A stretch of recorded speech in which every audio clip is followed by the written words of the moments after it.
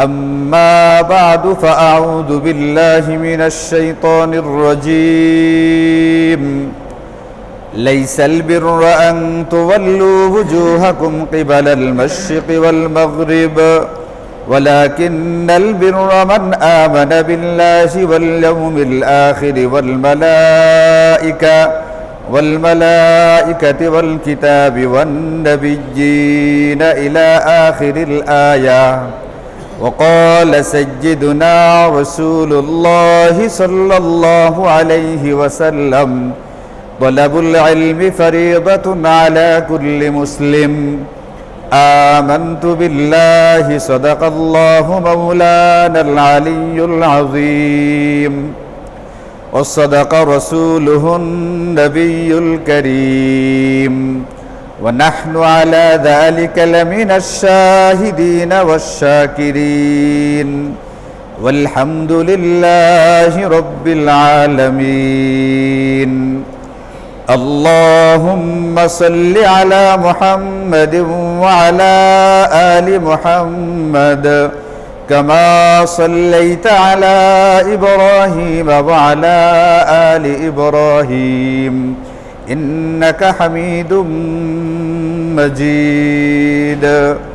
اللهم بارك على محمد وعلى آل محمد كما باركت على إبراهيم وعلى آل إبراهيم إنك حميد مجيد. আল্লাহ পাকের মেহেরবানিতে আমাদের আলোচনা চলছে সন্তানের প্রতি পিতামাতার দায়িত্ব কর্তব্য সম্পর্কে। ইতোমধ্যে এই ব্যাপারে দুটি বিশেষ দায়িত্ব সম্পর্কে আলোচনা করা হয়ে গেছে, যার মধ্যে একটি হচ্ছে পিতামাতা সন্তানের দুনিয়াতে যেরকম সুখ এবং সাফল্য কামনা করে অনুরূপভাবে সন্তান যেন পরকালে সুখী এবং সাফল্যমণ্ডিত হয় এই ব্যাপারে ফিকির করবে। 2 নম্বর, গত সপ্তাহে আলোচনা হয়েছে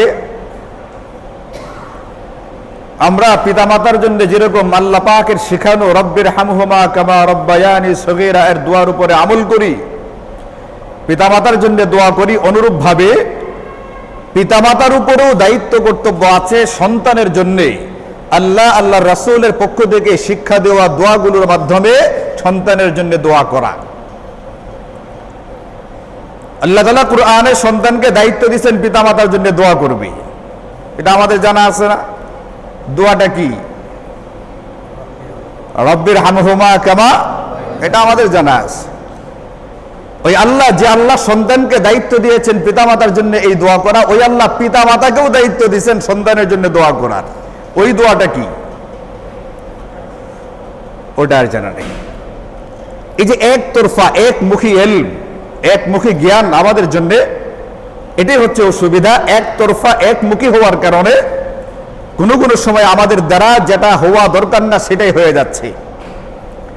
সন্তানকে ওয়াজ নসিহত করার সময় খুব করে এই কথা বলি, আরে মিয়া তোমার উপরে আল্লাহ পাকের পক্ষ থেকে জিম্মাদারি দেওয়া আছে পিতামাতার জন্য দোয়া করা, তাদের সাথে সদাচরণ করা। কিন্তু ওই আল্লাহর পক্ষ থেকে পিতামাতা যে, তার উপরেও দায়িত্ব কর্তব্য আছে সন্তানের জন্য দোয়া করা, তাদের সঙ্গে সদাচরণ করার। ওটাই আর খেয়াল থাকে না, দুইটাই খেয়াল করা লাগবে। আমি যদি সন্তান হয়ে থাকি তাহলে পিতামাতার জন্য যেরকম আমার কিছু দায়িত্ব কর্তব্য আছে, আমি যদি পিতামাতা হয়ে থাকি তাহলে আমার উপরে সন্তানের জন্য কিছু কর্তব্য করণীয় আছে। যাই হোক, এই ব্যাপারে গত শুক্রবারে আলোচনা করেছি।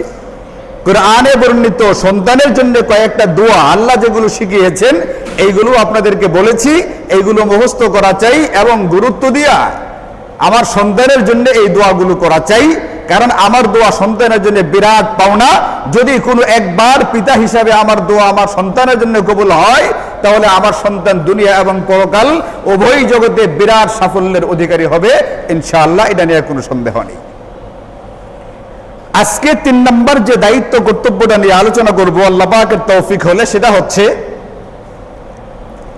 গত সপ্তাহে প্রাসঙ্গিক আপনাদেরকে বলেছি, এটা প্রসঙ্গক্রমে কথাটা এসেছিল। পৃথিবীর প্রত্যেকটা মুসলমান হাফেজ, আলেম, মুফতি, মুহাদ্দিস হবে, এটা জরুরি না, এটা সম্ভব না। পৃথিবীর প্রত্যেকটা মুসলমান মুফতি, হাফেজ, আলেম, মুফতি, মুহাদ্দিস হবে, এটা না সম্ভব, না শরীয়ত এটাকে জরুরি করে দিয়েছে। কিন্তু পৃথিবীর প্রত্যেকটা মুসলমানের জন্য ফরজ আইন পরিমাণ ইলম হাসিল করা আল্লাহ রাসূলের পক্ষ থেকে জরুরি করে দেওয়া হয়েছে। ফরজ আইন মানে আলাদাভাবে প্রতিটা ব্যক্তির জন্য জরুরি, এটা থেকে হাসিল করতেই হবে দুনিয়াতে চলতে গেলে, পরকালে মুক্তি পাইতে গেলে। একটাকে বলে ফরজ আইন, একটাকে বলে ফরজে কিফায়া। হাফেজ হওয়া, মুফতি, মুহাদ্দিস হওয়া ওইগুলো ফরজে কিফায়ার একটা অংশ, কিন্তু ফরজে আইন একটা পরিমাণ আছে যেটা প্রত্যেকটা মুসলমানকেই জানতে হবে। আমি আমার সন্তানকে ওই ফরজে আইন পরিমাণ ইলম শিক্ষা দেব, এটা আমার উপরে একটা দায়িত্ব, কর্তব্য। সুতরাং আজকের যে বিষয়বস্তুটা, এটা যদি আমরা সংক্ষেপে এক কথায় বুঝতে চাই, সেটা হচ্ছে এটা, আমি পিতা হিসাবে, মা হিসাবে আমার উপরে সন্তানের একটা দায়িত্ব, একটা অধিকার হচ্ছে সন্তানের এটা, যে আমি সন্তানকে ফরজ আইন পরিমাণ যে দ্বীনি ইলম আছে এটা আমি তার শিক্ষার ব্যবস্থা করব, এটা আমি তাকে শিক্ষা দিয়ে দিব। এখন ফরজ আইন পরিমাণটা কি এটা আমাদের জানা দরকার। ফরজ আইন মানে ফরজ একটা পরিমাণ। এই পরিমাণটা আমি মুফতি হলেও যেরকম আমার জন্য জরুরি, আমি একজন সাধারণ যদি রিক্সা চালক হই আমার জন্য ওটা জরুরি, আমি একজন সাধারণ মুদি দোকানদার হলে ওটার জন্য জরুরি, আমি একজন বড় ব্যবসায়ী হলে সেটা আমার জন্য জরুরি, আমি একজন চাকরিজীবী হলে যেরকম আমার জন্য জরুরি, আমি একজন কৃষক হলে আমার জন্য সেটাও জরুরি, একজন শ্রমিকের জন্য যেরকম জরুরি, পৃথিবীর যে কোনো মুসলমানের জন্য ওই ফরজ আইন পরিমাণ ইলমে দ্বীন হাসিল করা এটা জরুরি, এটা তার উপরে ফরজ, এটা থেকে হাসিল করতেই হবে। ওটা হলো কোনটা? অতি সংক্ষেপে, যেহেতু আমাদের সময় খুব স্বল্প, অতি সংক্ষেপে আপনাদেরকে বলি, আমাদেরকে আল্লাহ পাকের পক্ষ থেকে যে দ্বীনে ইসলাম দেওয়া হয়েছে, ইসলাম ধর্ম যেটা, এটা মূলত 5টা জিনিসের সমন্বিত একটা রূপের নাম। ওই 5টা জিনিস যার মধ্যে থাকবে সে এই কথা বলতে পারবে তার মধ্যে পুরাপুরি দ্বীন বা ইসলাম আছে। আর যার ভিতরে ওই পুরো 5টি জিনিস নাই, সে পরিপূর্ণ দ্বীনদার না, সে আংশিক দ্বীনদার হতে পারবে। এখন একজন মুমিনের মুসলমানের জন্য সে একজন ওকিল হবে, এটা শরীয়তে নিষিদ্ধ না। সে একজন জজ হবে, এটাও শরীয়তে নিষিদ্ধ না। সে একজন পাইলট হবে, এটাও শরীয়তে নাজায়েজ না। একজন ইঞ্জিনিয়ার হবে, ডক্টর হবে, ব্যবসায়ী হবে, একজন শ্রমিক হবে, দিনমজুর হবে, কৃষক হবে, শরীয়তে নিষিদ্ধ না। শরীয়ত বলছে তুমি যা করতে চাও করতে পারো, নামাজ পড়া হয়ে গেছে, এবার তুমি মসজিদ থেকে বের হও, তুমি তোমার রিজিকের সন্ধান করো। শরীয়ত এই কথা বলে নাই তুমি সন্ন্যাসীর রূপ ধারণ করে, বৈরাগ্যবাদী হওয়ার রূপ ধারণ করে তুমি মসজিদে 24 ঘন্টা বসে বসে তাসবিহ টানবা, শরীয়ত তোমাকে এটা বলেই নাই। ফাইদা কুদিয়াতিস সালাত, বরং এটা বলছে শরীয়ত যখন নামাজ পড়া হয়ে গেছে, ফাইদা কুদিয়াতিস সালাত, মসজিদে জামাত হয়ে গেছে, সালাত মানে নামাজ, নামাজ হয়ে গেছে, এবার ফান্তাশিরু ফিল আরদ, তুমি বাজারে যাও দোকানদারি করো, তুমি খেতে যাও কাজকর্ম করো, তুমি অফিসে যাও চাকরি করো, যার যেভাবে রিজিক আসে সে যেন ওই ক্ষেত্রে রিজিকের সন্ধানে বের হয়ে পড়ে, সে রিজিক সন্ধানে বের হবে। তাহলে শরীয়ত আমাকে এই কথা বলছে যে আমার জন্য যেরকম ভাবে আল্লাহ পাকের জিকির করা জরুরি, এরকম আরো কিছু দুনিয়াবি কাজ করব আমার জন্য আছে। এখন আমাকে বুঝতে হবে জিনিসটা, যেটা ইসলাম কাকে বলে, ইসলাম 5টা জিনিসের সমন্বিত রূপটাকে বলে। ওই 5 জিনিস আমার ভিতরে থাকলে আমি দ্বীনদার, ওই 5 জিনিসের কোনো একটার কমতি হলে আমার ভিতরে যে পরিমাণ কমতি হবে ওই পরিমাণ দ্বীনের কমতি রয়ে গেছে। 5টা জিনিস কি? 1 নাম্বার, একজন মুমিন আর মুসলমানের ঈমান আর আকীদা সহিহ হওয়া লাগবে। আমরা দিল থেকে যে বিশ্বাসগুলো পোষণ করি অন্তরে, এইগুলোকে বলে ঈমান আর আকীদা। এর ভিতরে একটা ঈমান আর আকীদা হচ্ছে আল্লাহ পাকের উপরে বিশ্বাস স্থাপন করা। আল্লাহ পাক আছেন, এই বিশ্বাস আমাদের আছে না? আছে না? এরকম ভাবে একটা আকীদা হচ্ছে আল্লাহ আছেন শুধুমাত্র একজন, মাবুদ শুধুমাত্র একজন, ইলাহ শুধুমাত্র একজন, কুল হুয়াল্লাহু আহাদ। আহাদ মানে একক, একজন, এক আল্লাহকে বিশ্বাস করতে হবে। মাবুদ যদি হয়ে থাকে, ইলাহ যদি হয়ে থাকে, ইবাদতের উপযুক্ত সত্তা একমাত্র আল্লাহ তাআলা। এটা আল্লাহকে মানার ভিতরে একটা অংশ। একজন ব্যক্তি আল্লাহকে বিশ্বাস করে আল্লাহকে মানে, কিন্তু সাথে আরো কিছু দেব দেবী বা আরো কিছু কাল্পনিক উপাস্যকে বিশ্বাস করে, এই ব্যক্তির ঈমান কি আছে? এই ব্যক্তির ইমান সহি না। আমি আপনাদেরকে বলেছি কিছুদিন আগে ইন্টারফেইথ এর ব্যাপারে বলেছিলাম, আপনাদের যদি মনে থেকে থাকে। ইন্টারফেইথ মানে হচ্ছে একের অধিক ধর্মকে সত্য এবং সঠিক বলে বিশ্বাস করা। যে যে ধর্ম পালন করবে ওই ধর্ম পালন করার মধ্য দিয়ে সে জান্নাতের অধিকারী হবে। এটা হচ্ছে ইন্টারফেইথের মূল বক্তব্য। এখন কেউ যদি এই বিশ্বাসটা বিশ্বাস করে, বলেন তার ঈমান থাকবে? আল্লাহ বলছেন ইন্নাদ-দীনা ইনদাল্লাহিল ইসলাম, আল্লাহ পাকের কাছে একমাত্র গ্রহণযোগ্য ধর্ম হচ্ছে, আল্লাহ পাকের কাছে কাল কিয়ামতের ময়দানে পরকালে জাহান্নাম থেকে মুক্তির একমাত্র ব্যবস্থা হচ্ছে ইসলাম ধর্মের উপরে বিশ্বাস করা লাগবে। অন্য কোন ধর্মকে সত্য সঠিক বলে বিশ্বাস করা যাবে না। তাদের যারা অনুসারী, ওই ধর্মের অনুসারীরা জান্নাতি হবে, এটা কখনোই বিশ্বাস করা যাবে না। এর মানে এই না যে তাদের সঙ্গে খারাপ ব্যবহার করা লাগবে, এটা তো আপনাদেরকে বলেছিলাম। আমি তার সঙ্গে সদাচরণই করব, অন্য একটা ধর্মের অনুসারীকে, কিন্তু তার সঙ্গে সদাচরণের অর্থ এটা না আমি তার ধর্মকে বিশ্বাস করি, আমি তার ধর্মটাকে সত্য বলে স্বীকার করি, এটা অর্থ না। এটা আমাদেরকে বুঝে রাখতে হবে। তাহলে মনোনীত গ্রহণযোগ্য একমাত্র ধর্ম হচ্ছে ইসলাম ধর্ম। এটা আমার একটা আকীদা। এই আকীদা বলে বিশ্বাস, আকীদা মানে বিশ্বাস, ফেইথ। আমার একমাত্র বিশ্বাস হবে যে ইসলাম ধর্মই সত্য ধর্ম, আল্লাহ পাক একমাত্র ইবাদতযোগ্য উপাস্য, আল্লাহর বাইরে আর কোনো মাবুদ নেই, আর কোনো ইলাহ নেই। এরকম ভাবে কোয়ান্টাম মেথড নামে একটা বিষয় আছে, এই সম্পর্কে আলোচনা এখনো করি নাই। এখানে এটার মধ্যে যে বিষয়গুলো শেখানো হয়, যেগুলো করানো হয়, মূল যে কয়েকটা বিষয়, প্রশান্তি, সুস্বাস্থ্য, সুখী পরিবার, ধ্যান ইত্যাদি পাঁচটা, এদের পঞ্চসূত্র বলে এটাকে, পাঁচটা জিনিস মেন। এইগুলোর সাথে অনেকগুলো কোরআন সুন্নাহর সাংঘর্ষিক বিষয় আছে, কোরআন সুন্নাহ বিরোধী বিষয় এখানে আছে। এখন কেউ যদি এটাকে মনে প্রাণে গ্রহণ করে ফেলে, তার ঈমান হুমকির মুখে পড়বে। এরকম ভাবে শরীয়তের কোনো বিষয়কে যদি কোনো ব্যক্তি এই জামানার জন্য, এই কালের জন্য অচল মনে করে, অবাস্তব মনে করে, অপ্রাসঙ্গিক মনে করে, এই ব্যক্তির ঈমান থাকবে না। আল্লাহ 1400 বছর আগে কোরআন নাজিল করে দিয়া বলেছেন, এই কোরআন শুধুমাত্র নবীদের জামানার জন্য না, এই কোরআন কিয়ামত পর্যন্ত সময়ের জন্য দেওয়া হয়েছে। এর মানে এর মধ্যে যে বিধিবিধানগুলো আছে, এই বিধানগুলো কিয়ামত পর্যন্তই প্রাসঙ্গিক, কিয়ামত পর্যন্তই এইগুলো বাস্তবসম্মত, কিয়ামত পর্যন্তই এইগুলো আমলযোগ্য। এখন কেউ যদি একটা বিধানকে অস্বীকার করবার চেষ্টা করে, এটা হোক মুখে পরিষ্কার ভাষায় অথবা আচার আচরণে, এই ব্যক্তির ঈমান হুমকির মুখে পড়বে। কিছুদিন আগে দেখলাম বাংলাদেশ জাতীয় ক্রিকেট দলের একটা ক্রিকেটার, একটা ছেলে তানজিম হাসান সাকিব, সে তার 2 বছর আগে ফেসবুক পেজে গিয়া একটা স্ট্যাটাস দিছিল। এখানে মা বোনদের সম্পর্কে, নারীদের সম্পর্কে কিছু কথা বলছে। এই কথাগুলো হতে পারে তার উপস্থাপনার ক্ষেত্রে একটু সুন্দর হয় নাই, অসুন্দর হয়েছে, এমনটা হতে পারে। কিন্তু কথাগুলো যদি বাস্তব জিন্দিগিতে আপনি চিন্তা করেন, কোরআন সুন্নাহ না হয় একটু পড়ে নিলাম, যদি বাস্তব জিন্দিগিতে চিন্তা করা হয়, বাস্তবতার বিবেচনায় কথাগুলো কতটুকু সহি, কতটুকু বিশুদ্ধ, আমাদের পরিবারগুলোর ভিতরে যদি চিন্তা করে দেখা হয়, তাহলেই দেখা যাবে কি পরিমাণ বাস্তব কথা। কিন্তু এই কথাটা বলবার কারণে সে জাতীয় দলের ক্রিকেটার হওয়ার পরেও তাকে তুলু ধুনু করা হয়েছে। ফেসবুক যোদ্ধারা ফেসবুকের ভিতরে যুদ্ধ ঘোষণা করে দিচ্ছে। কেউ কেউ দেখলাম লেখছে, এইটা এর রক্তের ভিতরে রাজাকারের রক্ত আছে, চিনে না তার বাবাকে, চিনে না তার দাদাকে, তার পরিচয় জানাই নাই, 100 মাইল দূরে থেকে ফেসবুকে লেখা দেওয়া হয়েছে এর রক্তের ভিতরে রাজাকারের রক্ত আছে, এর ভিতরে দেশদ্রোহিতার একটা অভ্যাস হয়ে গেছে। কথা বলছে নারীকে নিয়ে, কথা বলছে মা বোনদেরকে নিয়ে। তার মাও তো একজন, কি এই ছেলের মা কি একজন নারী না? এই ছেলের বোন কি একটা নারী না? এই ছেলের খালা, ফুফু, চাচি, মামি এরা কি নারী না? এদের মধ্যে রেখে এর নানি, দাদি এরা কি পুরুষ? এর জ্ঞাতি গোষ্ঠীর ভিতরে কোনো নারী নাই? একটা কথা বলছে, কথার উপস্থাপনা হয়তো বা সুন্দর হয় নাই, এই কারণে সে নারী বিদ্বেষী হয়ে গেছে একবারে। এটা কিভাবে হয়?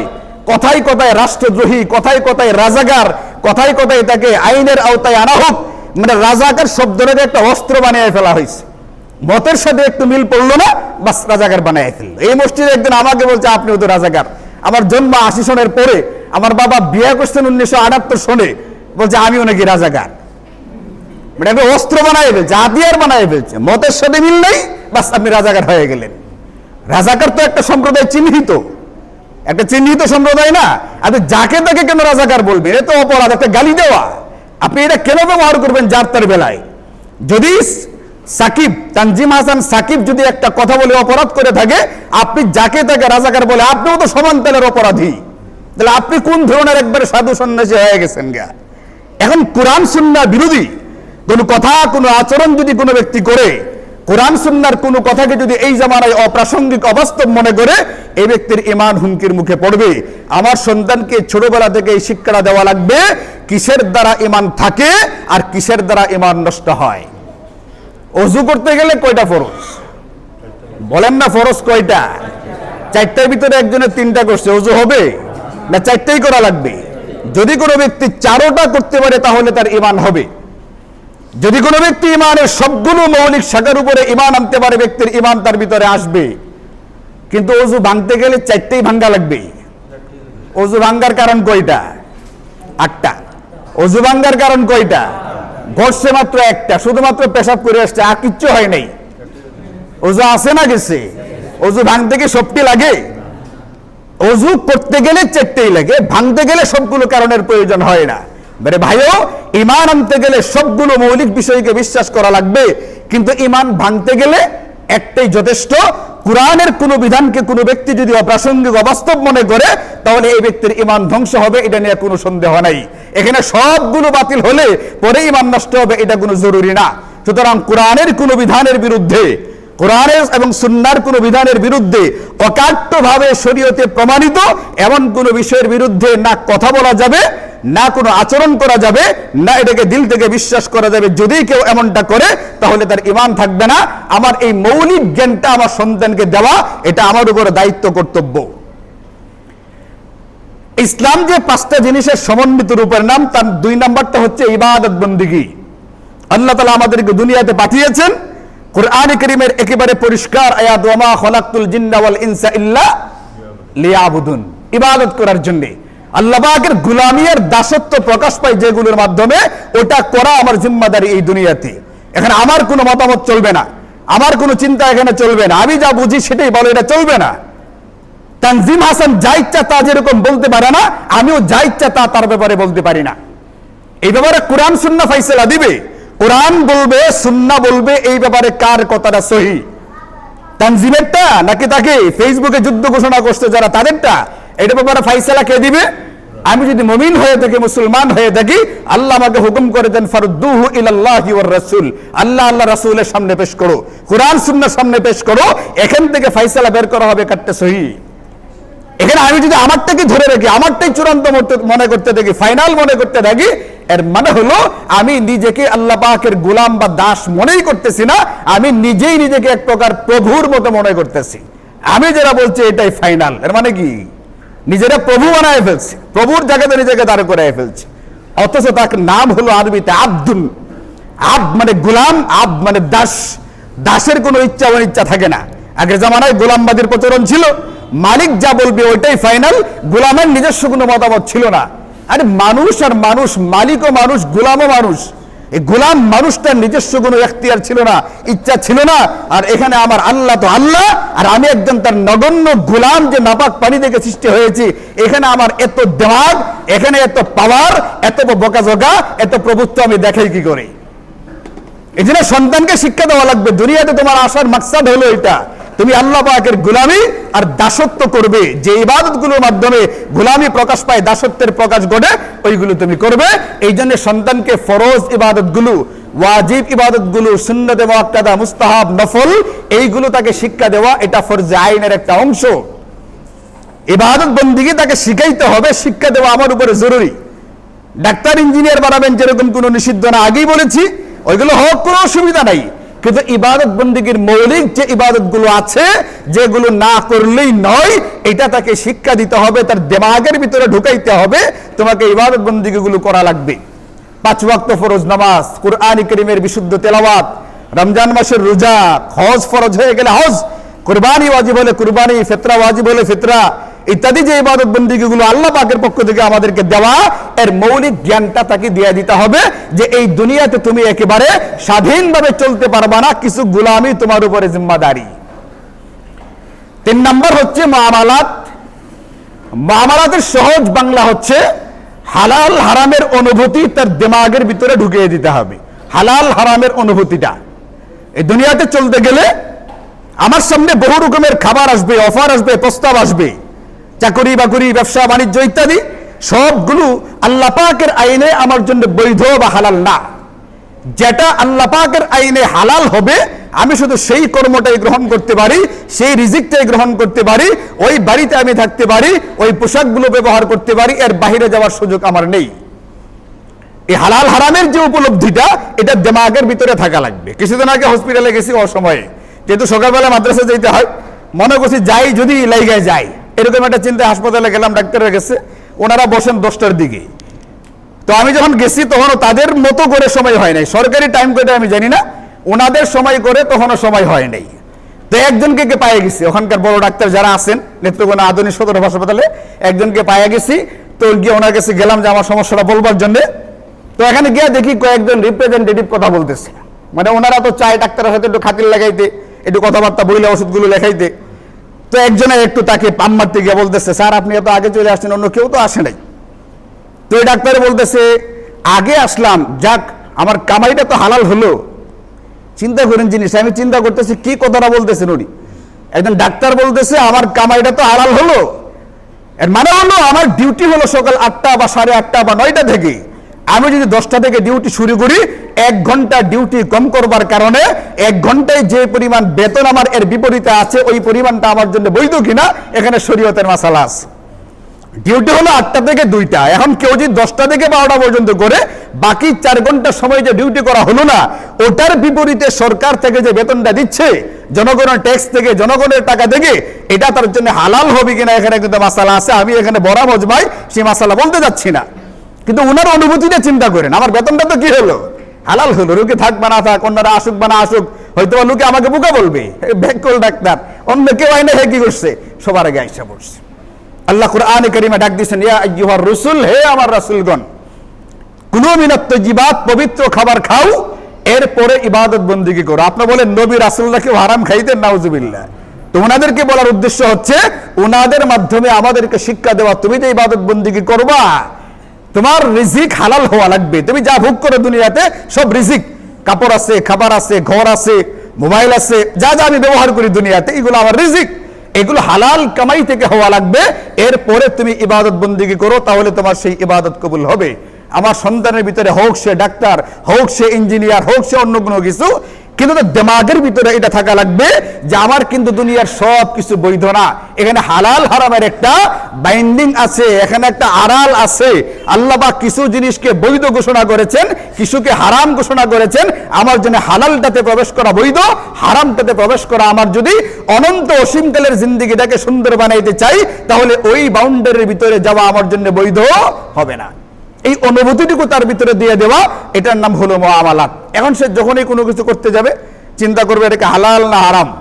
নবীজি সাল্লাল্লাহু আলাইহি ওয়াসাল্লাম আজ চমৎকার ভাবে উদাহরণ দিয়ে হাদিসে পাকের মধ্যে বুঝাইছেন, সবাই কম বুখারী হাদিসের ভিতরে আছে। যদি তার ভিতরে অনুভূতিটা ছোটবেলা থেকে থাকে, তাহলে সে ভবিষ্যতে যেখানেই কিছু করতে যাবে, এটা হোক খেতে, হোক দোকানে, হোক অফিসে, হোক বিমানে, হোক কোর্টে, যেখানেই হোক না কেন, হোক সেটা বাজারে, সে কিন্তু এই হালালের সীমানার ভিতরে থাকবে, হারামে যাওয়ার চিন্তা করবে না। এবং এটা ছোটবেলায় দিমাগে ঢুকাইবার দায়িত্বটা কার? আরে বলেন না কার? হ্যাঁ, পিতামাতার দায়িত্ব নিয়ে আলোচনা চলছে। ছোটবেলায় এটা তার দিমাগে ঢুকাই দিতে হবে। 3 নম্বর মুআমালাত, রিজিক হালাল, এটা তার দিমাগে ঢুকাইতে হবে। এবং 4 নম্বর মুআশারাত। মুআশারাত বলে আদব শিষ্টাচার। 5টা জিনিসের নাম ইসলাম, 4 নম্বরটা হচ্ছে মুআশারাত। এটাকে বাংলায় বলে আদব বা শিষ্টাচার। তাকে ছোটবেলা থেকে আদব শিখাইতে হবে। মহল্লার মুরব্বীদের সাথে কেমনে আচরণ করতে হয়, পিতামাতার সাথে কিরকম আচরণ করতে হয়, ছোটদের সঙ্গে কিরকম আচরণ করতে হয়, আমার পোশাক আশাক কিরকম হবে, পোশাকের আদব আছে, আমার খাবার দাবারের সময় কিভাবে খেতে হবে, এটার একটা আদব আছে। আমার জিন্দেগিতে চলতে গিয়া আমি যার সঙ্গে যে ধরনের আদব রক্ষা করার কথা, এই আদব রক্ষা করা হচ্ছে ইসলাম যে 5টা জিনিসের নাম, এর ভিতরে 4 নম্বরটার নাম হচ্ছে এই মুআশারাত বা আদব শিষ্টাচার। হযরত ওমর ইবনে আবি সালামা রাদিয়াল্লাহু আনহুমা তিনি হাদিস বর্ণনা করেন, সহিহ হাদিসের ভিতরে আছে, একবার তিনি নবীজির সঙ্গে এক পেয়ালাতে খেতে বসছেন। একটা পেয়ালাতে, ওই যে আমাদের তাবলীগ জামাতের ভাইয়েরা এক পেয়ালাতে 4-5 জন খায় না, একসাথে খাইতে বসছেন। তার মানে এটা আছে হাদিসে। তাবলীগ জামাতের ভাইয়েরা আনন্দিত হতে পারেন, আপনাদের সিস্টেমটা কোথায় আছে? হাদিসে পাকের মধ্যে আছে। এখন ছোট্ট সাহাবী তো, ছোট্ট বালক, ইনি একবার এদিক থেকে খান, একবার ওদিক থেকে খান, একবার এদিক থেকে একবার ওদিক থেকে, মানে যেখানে তার ভাল লাগতেছে ওখানে তিনি হাত দেন। নবীজি আদব শিখাইতেছেন, খাবার আদব। ইয়া গুলাম, হে বৎস, হে ছেলে, হে বালক। একটা মাত্র হাদিস, এক লাইনে তিনটা আদব শিখাইছেন নবীজি একসাথে। সাম্মিল্লাহ, তুমি প্রথমে বিসমিল্লাহ বলো, এটা খাবারের আদব। আদব শিখাইতেছেন নবীজি। ফরজ ওয়াজিব তো আছে, এটা তো বললাম। 2 নম্বরে গেছে ইবাদত বন্দেগী, আদব শিখাইতেছেন। তুমি বলো বিসমিল্লাহ। 3 নম্বর কুল বিয়ামিনিক, ডান হাত দ্বারা খাও। এটা একটা খাবারের আদব, শিষ্টাচার, ভদ্রতা। কি আজীব লাগে, মুসলমান চায়ের দোকানে বসে চা খায়, বাম হাতে খাইতেছে। অথচ নবীজির হাদিস, ফাইন্না শাইতানা ইয়াকুলু বিশিমালিহি, শয়তানের স্টাইল হচ্ছে, শয়তানের ফ্যাশন হচ্ছে বাম হাতে খাওয়া, আর নবীজির সুন্নাহ হচ্ছে, নবীজির তরিকা হচ্ছে ডান হাতে খাওয়া। আপনি চিন্তা করেন, আমি মুসলমান দাবি করি, আমি কার স্টাইলটা, কার সুন্নাহটা গ্রহণ করলাম? নবীজির স্টাইল নাকি শয়তানেরটা? আমি মুসলমান হয়ে বাম হাতে নেই কিভাবে? আমার দেমাগের ভিতরে বাচ্চাকে ঢুকাইতে হবে ছোটবেলায়, তুমি তোমার ভালো কোনো কাজ করতে গিয়ে কখনোই বাম হাতটাকে ব্যবহার করতে পারবে না। খাবার খাওয়া এটাকে নিয়ামত না, নিয়ামত না। সুতরাং এখানে বাম হাত চলবে না, এখানে ডান হাত ব্যবহার করা লাগবে। একজন বড় কাউকে অথবা একজনকে তুমি কোনো কিছু একটা জিনিস দিবা, বাম হাতে দিবা না ডান হাতে দিবা, তাকে ছোটবেলায় ঢুকাইতে হবে দেমাগের ভিতরে ডান হাতটা ব্যবহার করো। শরীয়ত বলছে ডান হাত আর বাম হাত ব্যবহারের ক্ষেত্রগুলো কোথায়? যেটা আমরা উত্তম বিবেচনা করি এই ক্ষেত্রে ডান দিকটাকে ব্যবহার করা লাগবে। আর যে বিষয়গুলোকে আমরা নিম্নমানের মনে করি, নাজায়েজ হারাম না, নাজায়েজ হারামের কোনো মাসলা নেই, ডাইরেক্ট হারাম। মদ খাওয়া হবে কোন হাতে, ডাইন হাতে না বাম হাতে? কোনো মাসলা আছে? ওটা খাওয়া জায়েজই নেই, ওটার কথা বলছি না। নিম্নমানের যে কাজটা আমাদের জন্য বৈধ, এই কাজটা বাম হাতে করা লাগবে। যেমন ধরেন নাক সাফ করা দরকার, বাম হাতে সাফ করবে। টয়লেটে গেছে, পানি খরচ করা দরকার, বাম হাতে করবে। কোন একটা জায়গা ময়লা হয়েছে, নোংরা হয়েছে, বাম হাতে করবে। তাকে শেখানো হইতেছে, নবীজি শিখাইতেছেন কুল বিয়ামিনিক, খাবার খাওয়া একটা ভালো জিনিস, তুমি এখানে ডান হাতটা ব্যবহার করো। আপনাকে নবীজি হুকুম করছেন হযরতে ওমর ইবনে আবি সালামার মাধ্যমে, তুমি যদি আমার উম্মত হয়ে থাকো, তোমার চা তোমার মুখে উঠবে কোন হাত দিয়া? ডান হাত দিয়া। আর না হলে নবীজির উম্মত দাবি করে লাভ নাই, আর নবীজিকে মহব্বত করে এই দাবি করে লাভ নাই। সাংবাদিকে জিজ্ঞেস করে মোবাইলে ফোনে, বলে তোমার প্রিয় ব্যক্তিকে, বলে দাঁড়ায় বললো আমার প্রিয় ব্যক্তি হচ্ছেন মহানবী হযরত মুহাম্মদ সাল্লাল্লাহু আলাইহি ওয়াসাল্লাম। এটা কেন মুখে বলার নাম না, কর্মে কাজে কথায় ধরা পড়বে আসলেই নবীজি তোমার প্রিয় ব্যক্তি কি প্রিয় ব্যক্তি না। এবং 3 নম্বর নবীজি আদব শিখাইলেন ওয়াকুল বিয়ামিনিক, তুমি তোমার পাশ থেকে খাও। যদি একই প্লেটে কয়েকজন খেতে বসে, এখানে একটা আদব হলো প্রত্যেকেই যার যার দিক থেকে খাবে, একজন বা আরেকজনের পাশে যাওয়ার চেষ্টা করবে না। নিজের প্লেটে যদি একা খায় তাহলে সেখানে ডান দিক থেকে খাবে, কিন্তু যদি একাধিক ব্যক্তি একটা প্লেটে বসে তখন ক্ষেত্রে হলো নিজের দিক থেকে খাবে। নবীজি আদব শিখাইছেন। পোশাকের আদব আছে। আল্লাহ তাআলা বলেন যে ইয়া বানি আদম, এ দুনিয়ার মানুষ, কাদ আনজালনা আলাইকুম লিবাসান। লিবাস মানে কি বলেন তো? পোশাক, আরবি শব্দ, কোরআন থেকে বলছি। আল্লাহ বলছেন আসমান থেকে আমি তোমাদেরকে লিবাস দিয়েছি। মাকসাদটা কি? আল্লাহ বলছেন লিবাস দেওয়ার কারণটা কি? ইওয়ারি সাওআতিকুম, 1 নম্বর তোমরা তোমাদের সতরকে ঢাকবা। একজন পুরুষের জন্য যে পরিমাণ ঢেকে রাখা ফরজ, নাভি থেকে নিয়ে হাঁটুর নিচ পর্যন্ত, এটাকে বলে সতর। একজন নারীর যতটুকু জায়গা ঢেকে রাখা ফরজ, এটাকে বলে সতর। এই সতর নিয়ে কথা বলছিল তানজিম হাসান সাকিব, ফেসবুক একবারে রণক্ষেত্র হয়ে গেছে। আচ্ছা, আল্লাহ বলছেন পোশাক দিয়েছি, মাকসাদ কি? সতর। এখন আপনি বলেন একজন পুরুষের সতর যদি হয়ে থাকে নাভি থেকে নিয়ে হাঁটুর নিচ পর্যন্ত, আর এখন একটা সুস্থ স্বাভাবিক ছেলে যদি হাফ প্যান্ট পরে ঘুরে বেড়ায়, সে কি আল্লাহ পাকের লেবাসের হুকুমটা মানছে না মানে নাই? একটা স্বাভাবিক ছেলে যদি হাঁটুর উপরে হাফ প্যান্ট পরে ঘুরে বেড়ায়, এটাকে মানা হয়েছে না মানা হয় নাই? ছোটবেলায় তার দেমাগের ভিতরে ঢুকাইবার কথা, এই দুনিয়াতে চলতে গেলে তোমার জন্য কিছু আদাব আছে, কিছু শিষ্টাচার আছে, ওইগুলো রক্ষা করে তারপরে তুমি চলবা। তোমার নাভি থেকে হাঁটু পর্যন্ত অংশটুকু কোনোদিন কেউ অকারণে দেখতে পারবে না। একটা হলো মারাত্মক অসুস্থ, ডাক্তার দেখবে, সেটা ভিন্ন কথা, এছাড়া কেউ দেখতে পারবে না। এটা তাকে শিখাইতে হবে। আল্লাহ মিয়া নিজে বলছেন 2 নম্বর মাকসাদ পোশাকের, ওয়ারিশা, পোশাকটা মানানসই হওয়া লাগবে। ইয়া বানি আদম কাদ আনজালনা আলাইকুম লিবাসান ইওয়ারি সাওআতিকুম, 1 নম্বর। 2 নম্বর ওয়ারিশা, মানানসই হওয়া লাগবে। আপনি বলেন আপনারা এখানে অনেকে শার্ট প্যান্ট পরে নামাজ পড়তে আসছেন, অনেকে গেঞ্জি পরেও আসছেন, আপনাদের নামাজটা কি হবে না হবে না? হয়তোবা সুন্নাহ সম্মত হচ্ছে না, কিন্তু ফরজটা কি আদায় হচ্ছে না হচ্ছে না? আপনার নামাজ যদি প্যান্ট আর শার্ট পরে আদায় হয়, আমি প্যান্ট শার্ট পরলে কি নামাজ আদায় হবে না? এখন আমি যদি আজকে জুমা পড়াইতে প্যান্ট আর শার্ট পরে আসি, এটা আমার জন্য মানানসই হবে? আপনারা কি এখানে এতক্ষণ বয়ান শুনবেন, নাকি বাইরে গিয়ে আলোচনা করবেন যে হুজুরে কি পাগল হয়েছে নাকি মাথা গেছে, কোনটা? এটা বলবেন না? বলবেন না কেন বলবেন? আপনি বলার অধিকার আপনার নাই? আমার নামাজ তো হয়ে যায়, প্যান্ট শার্ট পরলে আমার নামাজ হবে, তাহলে আপনি আপত্তি করার কি? বলে অসুবিধা হলো এটা মানানসই হয় না। পোশাক দেওয়া হয়েছে, মানানসই পোশাক পরিধান করবে। যে দেশে যে অঞ্চলে যে পোশাকটা মানানসই হয় এটা সে পরবে, এটা একটা পোশাকের আদব। এখন একটা সুস্থ সাবালক লম্বা চওড়া একটা ছেলে যদি রাস্তার মধ্যে সবার সামনে আমাদের দেশে আমাদের অঞ্চলে হাফ প্যান্ট পরে ঘুরে বেড়ায়, আপনি বলেন আপনার দেমাগকে এটাকে মানানসই বলে? মানানসই বলে না। আমার সন্তানকে এটা শিক্ষা দেওয়া, এটা আমার উপরে জিম্মাদারি, আমার উপরে দায়িত্ব। এবং 5 নাম্বার হচ্ছে আখলাক। আখলাক মানে হচ্ছে আমাদের শরীর যেরকম অসুস্থ হয়, আমাদের দেহের ভিতরে কল্ব যেটা আছে এটা অসুস্থ হয়।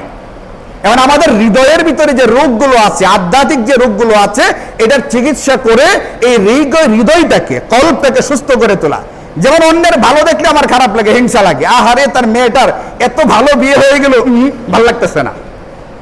অহংকার করা, কৃপণতা করা, একটা জায়গা মতো দান খয়রাত করা দরকার। আপনাকে চাওয়া হইল, একটা টাকা পকেট থেকে বের হয় না, মানে 10 টাকা দিলে ভিতর থেকে মনে হয় কেউ যেন খামসায়া ধরছে কলিজাটার ভিতরে, না, এরকম করা যাবে না। কৃপণতা এটা একটা রোগ। এই ধরনের কিছু রোগ আছে আমাদের আত্মার ভিতরে, এই রোগগুলো আধ্যাত্মিক ডাক্তারের চিকিৎসার মাধ্যমে তার দিল থেকে বের করার জিম্মাদারি পিতামাতা হিসাবে আমার উপরে। এই যে 5টা জিনিস আপনাদেরকে বললাম আজকের বয়ানের যে খুলাসাটা, পিতামাতার উপরে সন্তানের প্রতি দায়িত্ব কর্তব্য। 3 নাম্বার যেটা বলতে চাইতেছি আপনাদের সামনে, সেটা হচ্ছে এটা যে আমাদের সন্তানদেরকে যে লাইনে পড়বে পড়ুক, কোনো অসুবিধা নাই, কিন্তু ফরজে আইন পরিমাণ ইলম তাকে দিয়ে দিতে হবে। এটা পিতামাতা হিসাবে আমার উপরে দায়িত্ব কর্তব্য। আর ফরজে আইন কাকে বলে? 5টা জিনিসের নাম ইসলাম, ঈমান, আকীদা, ইবাদত, বন্দেগী, মুআমালাত বা হালাল রিজিক, মুআশারাত বা আদব আখলাক, এবং আখলাক বা আধ্যাত্মিকভাবে পরিচ্ছন্ন হৃদয়ের অধিকারী হওয়া। এই যে 5টা জিনিসের নাম ইসলাম বা দ্বীন, এই 5টা জিনিসের মৌলিক যে শিক্ষাটা, এটাকে বলে ফরজে আইন পরিমাণ ইলম। এটা শিখিয়ে দেওয়া আমার আপনার উপরে পিতামাতা হিসাবে, গার্জিয়ান হিসাবে, অভিভাবক হিসাবে আল্লাহ রাসূলের পক্ষ থেকে অর্পণ করা হয়েছে। আর আমি যদি দায়িত্ব কর্তব্য পালন করতে চাই, তাহলে আমার অধীনস্থ যারা আছে এদেরকে এই ইলমটা দিয়ে দিতে হবে। আল্লাহ তাআলা আমাদেরকে বুঝার এবং এইগুলোর উপরে আমল করবার তৌফিক দান করুন। ওয়া আখিরু দাওয়ানা আলহামদুলিল্লাহি রাব্বিল আলামিন।